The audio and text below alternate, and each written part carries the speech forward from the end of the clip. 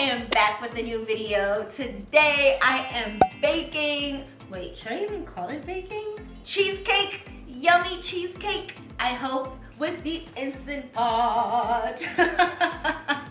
I've been dabbling here and there with the pressure cooker. My first pressure cooker was the Power Pressure Cooker XL. I decided to finally get an Instant Pot pressure cooker, and I got the 6 quart. What is a 6 quart? It's 5.7 liters. I don't really know what quarts is. I got the 6 quart I got the 6 quart gourmet duo at Costco.ca. I even got it on sale. I knew that making cheesecake in the pressure cooker was a thing ever since I got it about 2 years ago, but I never really got the guts to do it until today. I feel like today's the day I should bake a cheesecake. Well, not today, like I've been thinking about it for like 2 weeks. Today we are baking cheesecake. I have done regular cheesecakes and they are delicious. However, we'll see how this one will compare because guess what? I don't like eggs, and I went in a section for eggs. You know, when it comes to adding eggs, I'll add eggs. However, you know how when you go to the grocery store and there's these like little pack of eggs, maybe 6 or 4, that's what I was going for because I'm not gonna buy 12 eggs. Like, what am I gonna do with the other eggs? Nothing. So, since they didn't have eggs, I mean, I'm gonna try a different recipe, and it's going to be with condensed milk and cornstarch. So my original recipe for cheesecake is not the same thing at all. However, we'll see how that will compare. And yeah, I couldn't find fresh strawberries, so I opted for the, you know, those that they cut in the store. Like, okay, don't judge me, but that's what I got. And that's what I'm gonna decorate that cake with.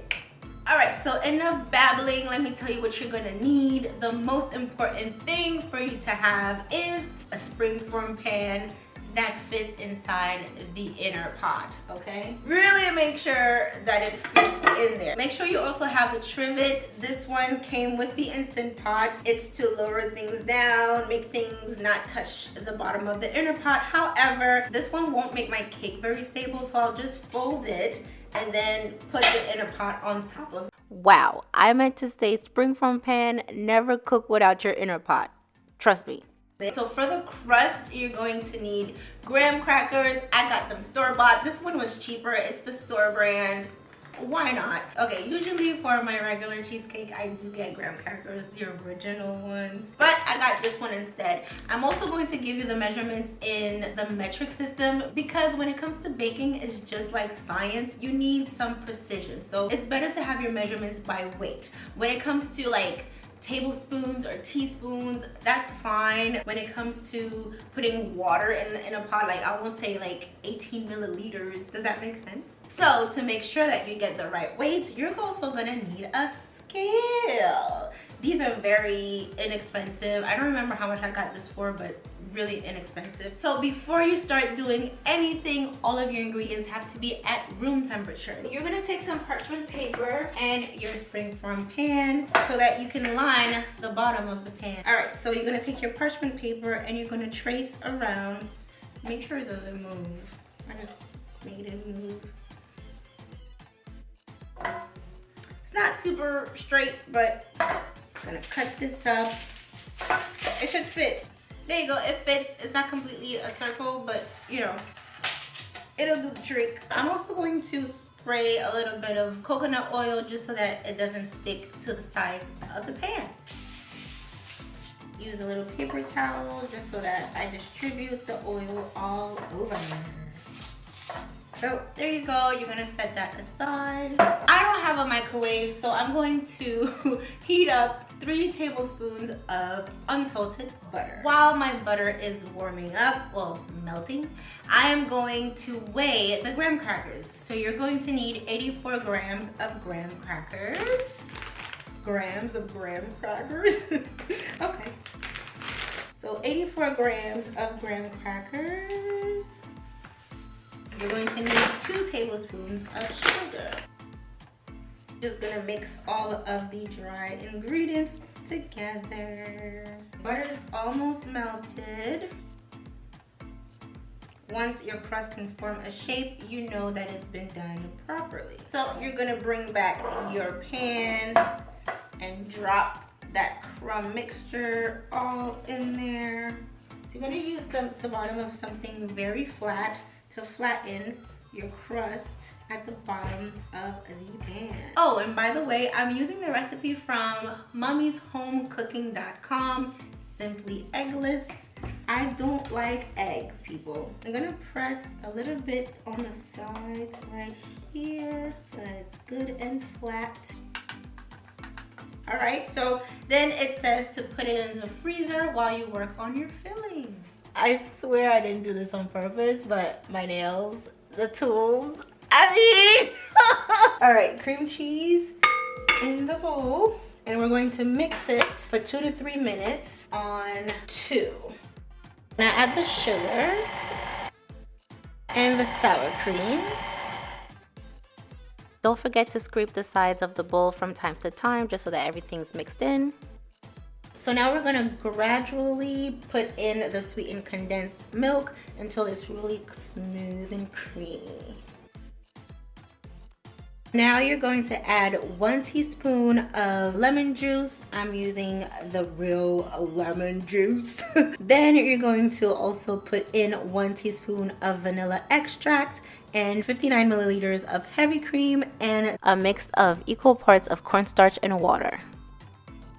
We're going to take our crust out of the freezer. We're gonna take some aluminum foil and cover the base of the pan. Cheesecake does not like water. However, it needs to be in a water bath. Cover the base of it like so. I usually put 2 pieces of aluminum foil. Now that that's done, we're going to take our mixture and pour it in there.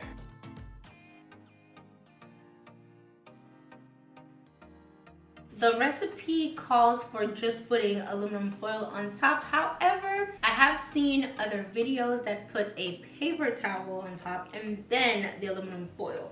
Usually the paper towel is to absorb the water so that it doesn't stick on top of the cake. Cover it like this, then aluminum foil.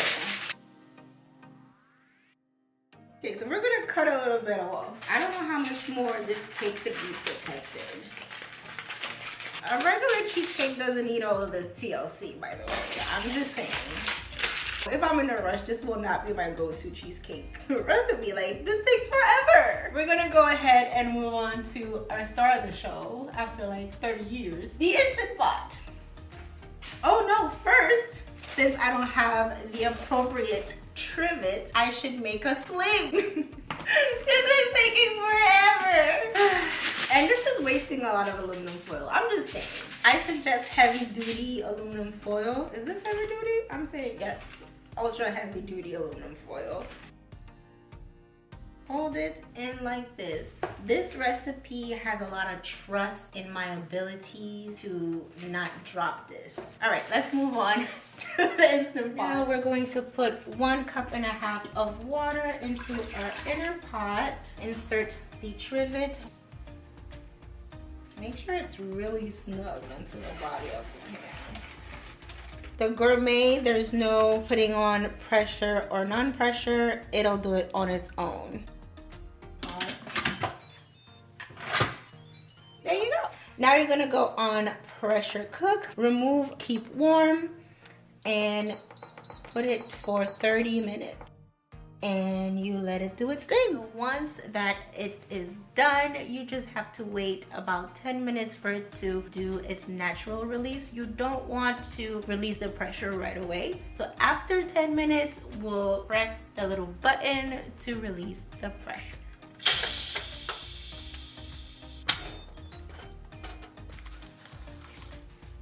Gotta be real careful. There's a lot of water on top of it. I'm gonna take some paper towels. My mom says that I waste a lot of paper towels. I kinda do though, I kinda do. Imagine if you didn't cover your cake. So I really wanna make sure that I don't drop anything. Ooh, it's pretty though. Usually when it's ready, the middle should jiggle a bit. So I'm gonna try to make it jiggle. Oh yeah, it's jiggling.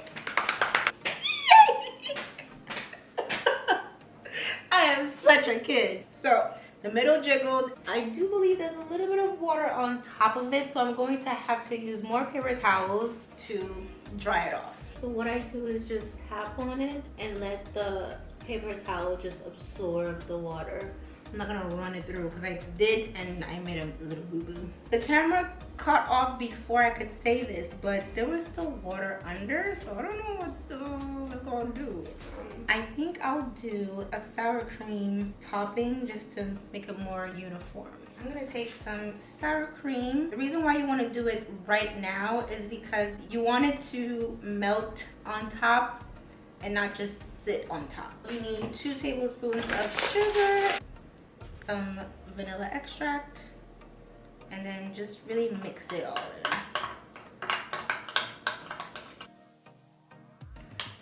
Just gonna drop it on and very softly.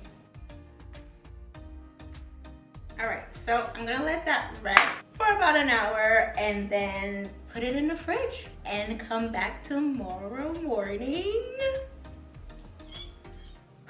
All right, I'm gonna run a knife through the sides of the cake. I'm just really excited to try this cake.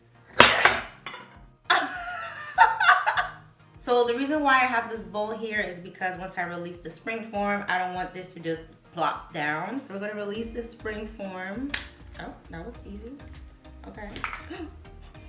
That was quick. I did it.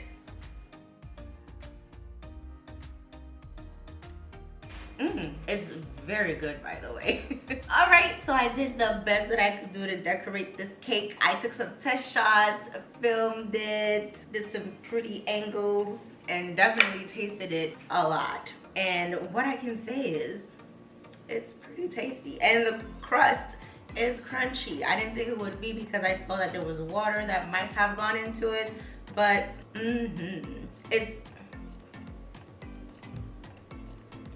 it's just as good. No eggs. You wouldn't be able to tell the difference whether it had eggs or not. Okay. This was an experiment. Very good results, very tasty results. If you have other suggestions for baking, I'm totally up for it. Maybe not making videos, but definitely trying them out and then, you know, post them on Instagram. And I don't know. I hope you enjoyed this video and I hope to see you in the next one.